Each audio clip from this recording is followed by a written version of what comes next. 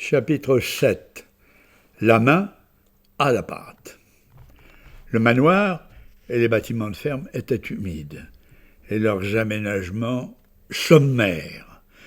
Ils n'étaient pas habitables dans l'état où ils se trouvaient. Quant aux moulins, ils étaient encore en service. Dans l'un, on meulait du grain pour faire du pain, dans l'autre, des moutures plus grossières destinées au barbotage que l'on donnait aux animaux. Dans ce contexte, j'avais recherché et trouvé un logement confortable, à peu de distance des bassins dont on avait déjà commencé la construction. Plus tard, pensais-je, j'aimerais bien habiter ce manoir. J'avais un faible pour sa tour carrée, recouverte d'une toiture à 4 pentes, et sa chapelle en étage. Il appartenait à la famille de ma mère depuis des temps immémoriaux. Le restaurer serait une œuvre de longue haleine et coûterait beaucoup d'argent. Mais cela en vaudrait la peine. En penchant au cadre qui conviendrait, je rêvais pépinières, plantations, peupliers, chênes, frênes, résineux, etc. Enfin, un vrai parc. Mais je me disais également, l'important, c'est la truite. Ne nous dispersons pas. Les bassins, d'abord. Et j'avais certainement raison. Nous étions en décembre, moment favorable pour commencer un élevage de truites. À cette époque, on comptait en moyenne 15 mois entre le moment de l'éclosion des œufs et celui où le poisson atteignait la taille commerciale. L'élevage se réalisait dans une pisciculture. La mienne serait la 3e en date en Bretagne. À l'heure où j'écris ces lignes, on en recense près de 200. Les élevages de truites ne se ressemblent pas. Aussi les classait-on en fonction du tonnage annuel de truites produit. Une pisciculture, c'était d'abord de l'eau, beaucoup d'eau, la plus pure possible. C'était ma rivière qui alimentait toute l'installation.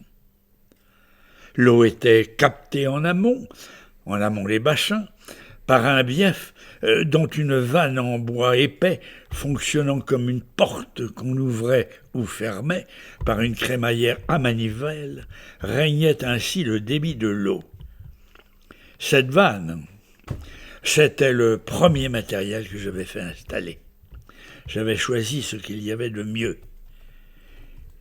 Il avait coûté une fortune, et j'en étais très fier. Si j'avais par avance connu le rôle qu'on allait faire jouer à cette vanne, sans doute l'aurais-je considéré d'un autre œil. Chaque bassin recevait par gravité un courant d'eau qui tombait en cascade. Des grilles à l'entrée et à la sortie des bassins empêchaient la fuite des poissons et l'entrée éventuelle de truites sauvages qui auraient pu pénétrer dans le bief. Un système complexe de planches amovibles réglait les débits et les niveaux. Les plans étaient l'œuvre de mon confrère l'ingénieur, chez qui j'avais accompli un stage. Il avait prévu une 12aine de bassins pour les alevins et les truitelles, une 20aine pour les truites et des étangs pour les futurs géniteurs. Il m'avait également procuré des œufs de truite. Le temps pressait, car les fonds déposés en banque diminuaient vite. Tout coûtait et rien ne rentrait. J'avais donc décidé de commencer l'élevage avant même que les bassins ne fussent terminés. Et pour cela, j'installais des bacs d'incubation pour les œufs dans le premier bassin disponible, dont les enduits de ciment sur les parois étaient à peine secs. « Attention au lait de ciment !» me disait l'ingénieur. C'est mortel pour les alevins. J'écoutais, j'observais ses conseils à la lettre. J'observais le plus possible et je travaillais dur.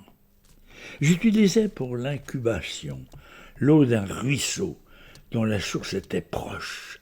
Elle était limpide et abondante. Je passais des heures les mains dans l'eau, accompagné par le vrombissement régulier des aérateurs, à retirer des bacs les œufs non fécondés en me servant de pinces spéciales qui s'appelaient des Bruxelles.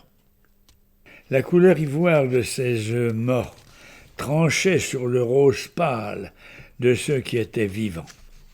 À l'intérieur de ceux-ci, on voyait, par transparence, remuer les embryons, et l'on distinguait leurs yeux comme deux petites perles de couleur indigo. Les œufs incubaient sur des claies en grillage. Aussitôt éclos, les alevins passaient au travers des mailles, tombaient dans le fond des bacs et y demeuraient immobiles pendant quelques jours.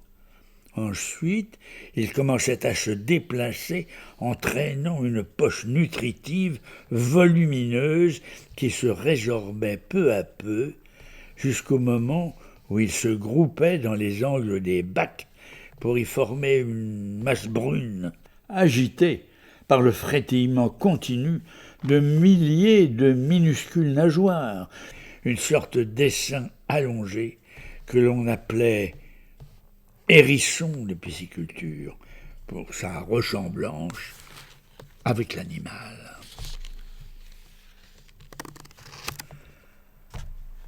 Ces petits poissons fragiles, guère plus gros que des têtards, avaient un appétit impressionnant. Je les nourrissais 6 fois par jour, d'un mélange complexe de pulpe de rate de bœuf et des farines diverses. Le produit passait dans un broyeur à main, ensuite je le filtrais dans un chinois, une passoire solide en métal qui avait la forme d'un chapeau pointu, d'où son nom. Il en sortait une émulsion que je répartissais au pain chaud sur toute la surface des bacs. Elle flottait sur l'eau quelques instants, comme des îlots écarlates, et attaquée de tous les côtés par des milliers de petites bouches javides. Ceux-ci disparaissaient à vue d'œil, et je recommençais l'opération. L'alimentation des poissons deviendrait de plus en plus consistante au fur et à mesure de la croissance. Elle serait bientôt à base de poissons de mer frais. Aux environs, il y avait plusieurs ports de pêche où je pensais pouvoir trouver des déchets de filetage, des invendus ou des poissons hors taille utilisables pour cet usage, à des conditions convenables.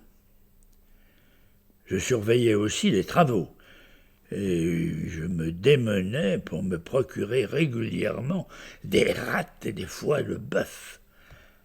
La consommation augmentait très vite. Je courais les abattoirs, je me faisais des relations. On m'appelait Monsieur Twald. J'avais la réputation d'être un client difficile, mais de bien payé. Alors je recevais mes rats de bœuf en quantité et en temps utile. Je faisais des essais pour varier les menus. Je devenais un expert en rats. Celle de veau était difficile à travailler, et les alevins n'aimaient pas les rats de cheval, ni celles de porc. Seuls les rats de bœuf leur plaisaient. Je courais les abattoirs, certes, mais pas par plaisir. Je supportais mal la vue du sang et son odeur fade, la mise à mort des animaux, l'insensibilité des tueurs, qui maniaient leur merlin comme une badine, le monde des broyotiers, celui des corroyeurs, qui évoluait dans l'odeur de désinfectant, du sel dénaturé utilisé pour la conservation des peaux. Tout cela me rendait malade, mais je ne voulais pas faire appel à des intermédiaires qui auraient, sur le coût déjà élevé des rats, une incidence non négligeable. Alors, je surmontais mes répugnances et en fait, je m'habituais peu à peu.